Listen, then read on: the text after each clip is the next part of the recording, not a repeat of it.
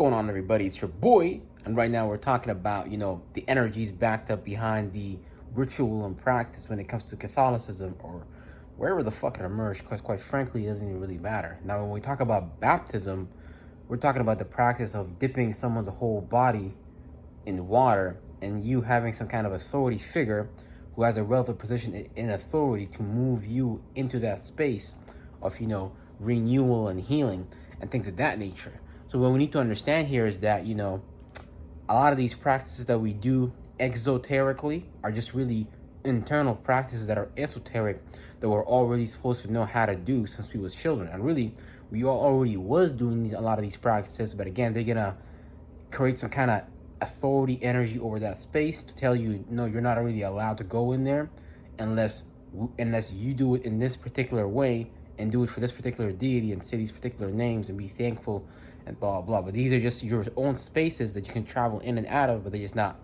telling you that straight up front. So what is baptism then? Well, baptism is the esoteric art of you being able to renew your feelings, or you being able to anchor in a feeling through you being able to use some kind of word. You can use some kind of talisman. You can or you can just really travel to that particular space. Think about when you're angry. Think about when you're hateful. Something outside of you made you observe that someone might have done something to you that made you hateful and angry. But that within itself is a baptism, because what you're doing is you're basically watering yourself. You're basically like surrounding yourself by this energy spectrum, and you're washing your spiritual body in that spectrum by you merely observing it. So you're beginning to anchor that in. And when you look at the stages of transformation, when it comes to alchemy, first you have fire, you being able to see that in reality. So first you have to be able to burn through reality and see through what is it that you want to manifest. It might be love, Someone told you, let's say you might be a Muslim like me, someone might have told you, now love is not real. And that's true to some degrees and things like that, right? But there's still the feeling of love, to be loved, that within itself is real. But they're going to tell you, okay, well, for you to reach love, you need to do this type of Islamic practice.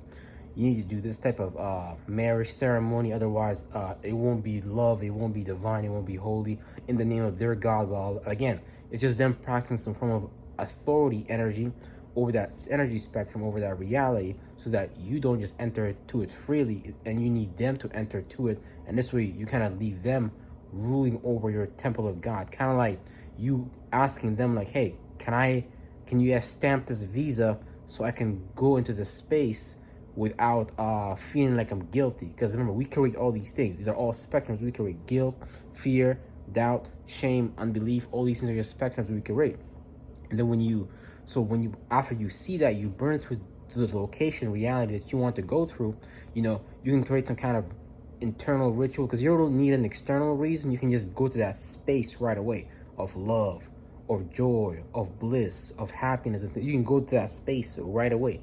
And you can create some kind of external ritual practice to go into that space. You can literally just be in a space of gratitude for the water that you're drinking today. That alone will put you in a vibrational spectrum by using the fire and being able to see through reality and burn through to that space. And the second stage of transmutation is what? Water. So it's you being able to anchor in what you just saw. Now you turn that fire into a much more heavier substance that can withstand the test of time. I think that so it stays in this realm of reality longer. So now you begin to wash yourself over that emotion and things like that. So that helps you anchor it in even further to your space. So on a percentage level, you increase the energy, that spectrum in your current presence and things like that in your current space. And a lot of the things that I do come around that idea alone of you anchoring in a feeling and things like that you just experience. And all these stars around you, all these like planets around you, is just different vibrational spectrums and different spaces of what we experience down here on the third dimension and things like that.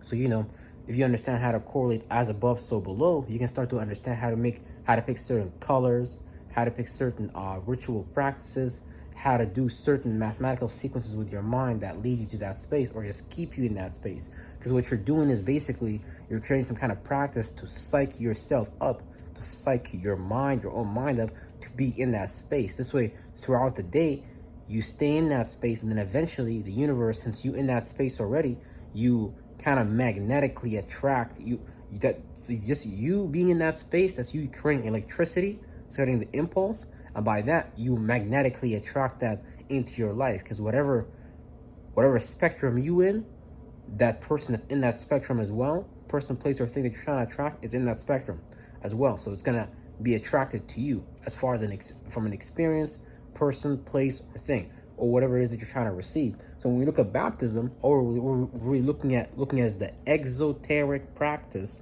of how Christians and Catholics made themselves the authority figure over that idea of, healing your emotional body and being able to dip yourself in an emotional spectrum and anchoring yourself in there. Water is a very spiritual place.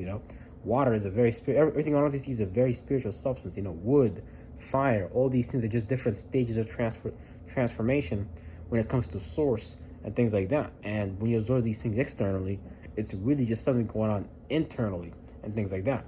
So don't let someone else have the authority over where you move as a spirit and which spaces you go in. That's for you, and for you to take care of, and that's for you to fucking decide, not some external deity and entity, your mother and father, and things like that. Yeah, you can still treat these things within certain boundaries, but at the end of the day, you gotta have respect for yourself as a spirit on earth. Like, if she's a spirit in a body, and you know what I'm saying, then you have the right. You can travel anywhere you want to. You can go to you can travel to hell if you want to. The fuck, some of us is already there. So might as well just learn to go to heaven too. Real fucking shit. So yeah, so that's all. Yeah, real shit.